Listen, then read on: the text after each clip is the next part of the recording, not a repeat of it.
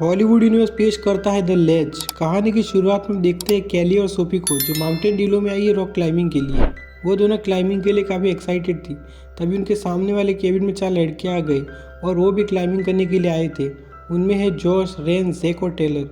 उन दोनों को देखकर जॉश ने सीधा ही शाम को अपने साथ हैंगआउट के लिए इन्वाइट कर लिया, जिसके लिए सोफी तैयार थी, लेकिन कैली की वजह से उसने मना कर दिया। इधर बाकी तीनों आपस में डिस्कस कर रहे थे कि हम पूरी ज़िंदगी ऐसा नहीं कर सकते, अब हम कॉलेज स्टूडेंट नहीं रहे। यानी ये चारों हर साल मिलकर घूमने जाते हैं, लेकिन अब इनका मन नहीं कर रहा। उनकी बात जारी थी, तभी जोश वहाँ आकर सबके साथ मजाक करने लगा, लेकिन मजाक के बीच में वो टेलर के किसी राज को खोलने की बात करने लगा, जिससे वो काफ़ी गुस्सा हो गया। यानी इन दोस्तों के बीच में कुछ तो गड़बड़ ज़रूर है, जिसके बारे में बात करना नहीं चाहते। इसलिए हर साल होने वाली अपनी इकलौती मीटिंग को भी ख़त्म करना चाहते, ताकि सारी टेंशन ख़त्म हो जाए। लेकिन जोश ऐसा होने नहीं देता। जैसा वो दिखता है वैसा है नहीं। सोफी उनके साथ हैंग आउट करना चाहती थी, जिसके लिए उसने केली को मना लिया।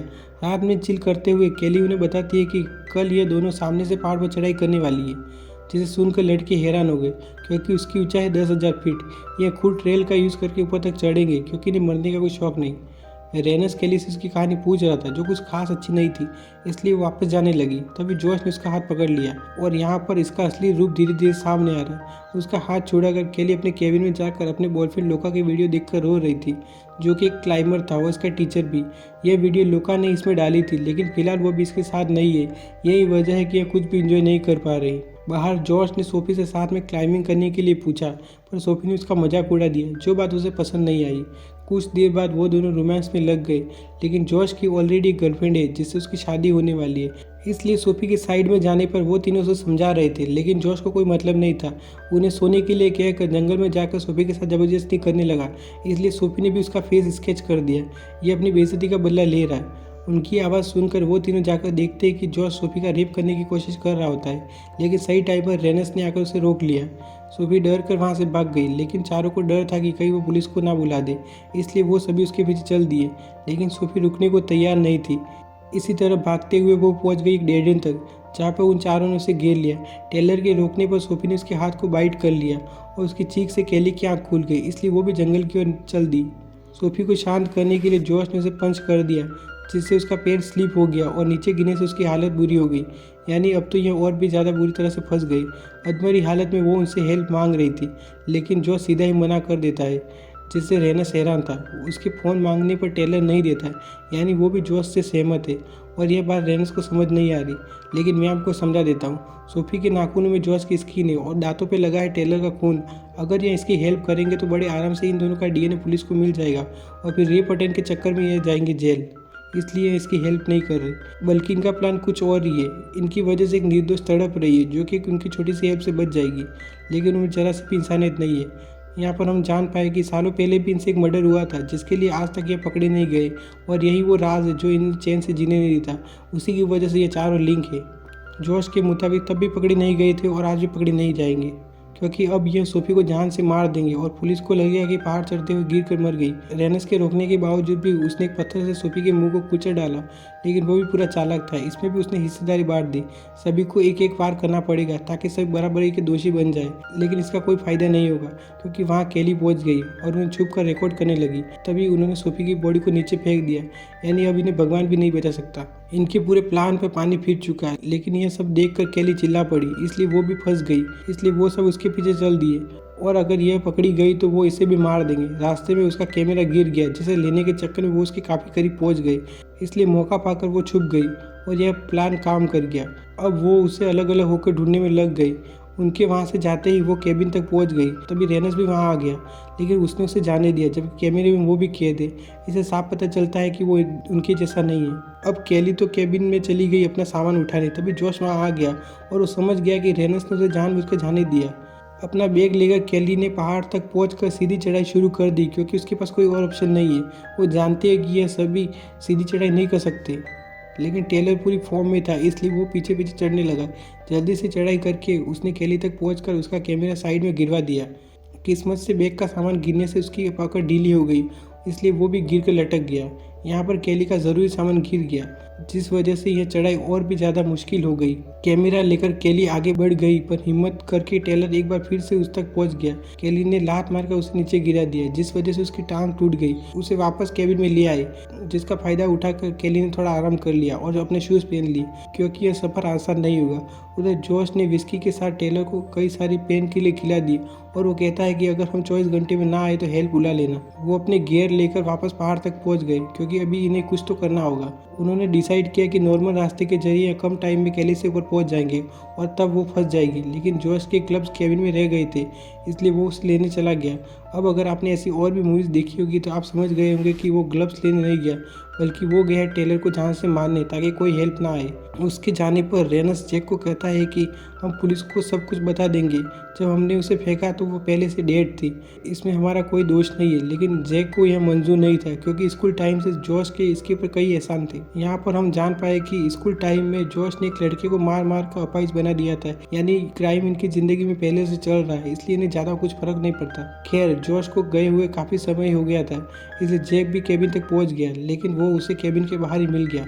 उधर केली की चढ़ाई जारी थी, तभी उसे एक सांप मिल गया, जिसके काटने पर वो भी सोफी तक पहुंच जाएगी, इसलिए उसका गला भी सूख गया। इसी बीच वो तीनों तैयारी में लग गए। पूरी तरह शांत होकर सांप से बचकर केली रुक कर पानी पी रही थी, तभी उसकी बोतल नीचे गिर गई, जिससे वो काफी फ्रस्ट्रेट हो गई। उसका पानी पीकर जोश केली को चिढ़ा रहा था, क्योंकि ऊपर तक पहुंचने के लिए उसे अब भी 1000 फीट चढ़ाई करनी होगी, लेकिन बिना पानी के यह पहले ऊपर पहुंच जाएंगे। और ऊपर से सामान के साथ केली का फोन भी नीचे गिर गया, यानी मौका होने के बावजूद वो पुलिस को कॉल नहीं कर पाएगी। प्लस जोश उसके फोन का यूज भी कर रहा है, साथ ही इसके पास जैकेट भी नहीं बची, इसलिए इसे कुछ तो करना होगा, क्योंकि दिन तो किसी तरह कट जाएगा, लेकिन रात जीने नहीं देगी। उसके हाथों में छाले पड़ गए थे, ऊपर से एक जगह पर अटक गई थी, जहां से आगे जाने के लिए उसे जंप करना होगा, और यह हद से ज्यादा रिस्की है, लेकिन करना तो पड़ेगा ही। यहाँ वो काफी डर गई थी, लेकिन लोका की दी हुई ट्रेनिंग को याद कर एक हुक बनाकर उसने रस्सी को अपनी तरह खींच लिया, जिसके जरिए उसने पार कर लिया। काफ़ी मेहनत के बाद उसने एक आराम करने लायक जगह मिल गई, जहाँ पर एक फटा हुआ स्लीप टेंट मौजूद था। उसे थोड़ी शांति मिल गई, जिसे भंग करने वो तीनों केली से ऊपर पहुंच गए, और इनका अंदाजा सही था।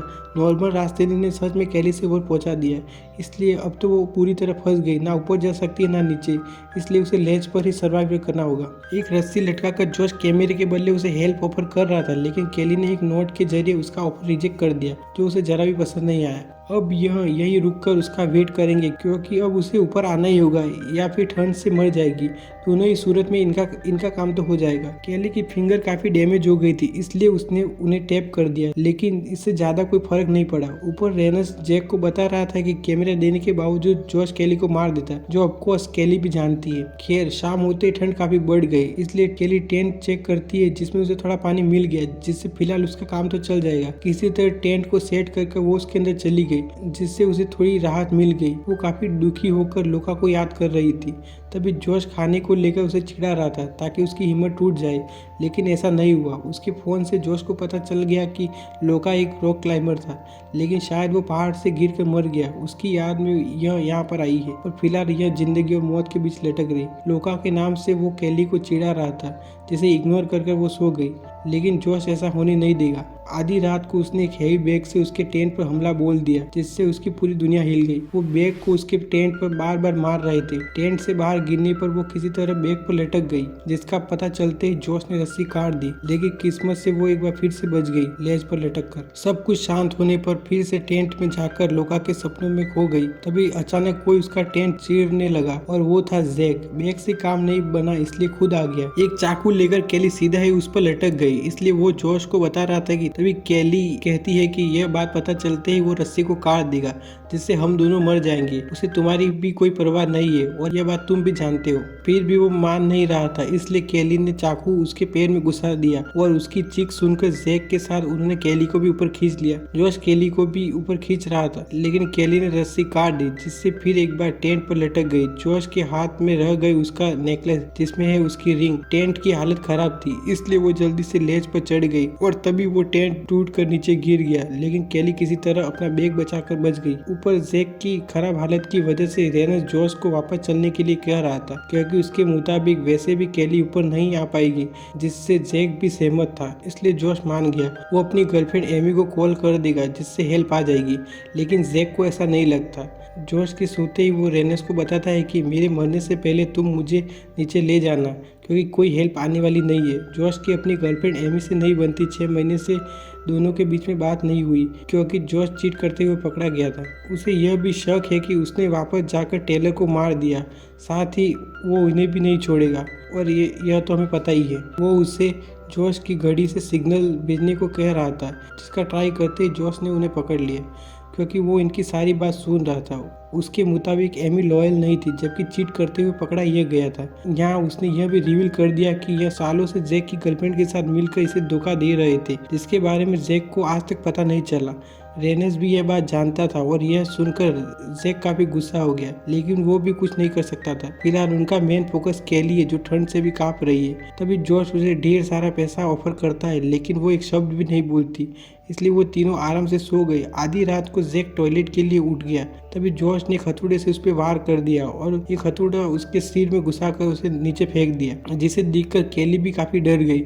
रेनस की आंखें खुलने पर वो उसे जैक के बारे में पूछता है, तभी जॉश कहता है कि वो हेल्प लाने नीचे गया है, और यह बात यकीन करने लायक तो है भी नहीं। इंतजार से परेशान होकर रेनस उसे आइडिया देता है कि मैं नीचे जाकर केली को धोखे से मार दूंगा, जबकि वो नहीं जानता कि सबसे बड़ा धोखेबाज तो उससे के सामने ही मौजूद है। उससे हैमर लेकर वो केली के पास पहुंच गया, जो पूरी तरह ठंड में सिकुड़ गई थी।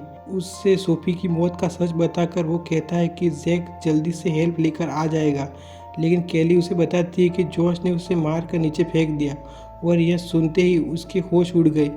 उससे कैमरा मांगकर वो उसे चिल्लाने को कहता है, ताकि जॉश को ऐसा लगे कि उसने केली को मार दिया।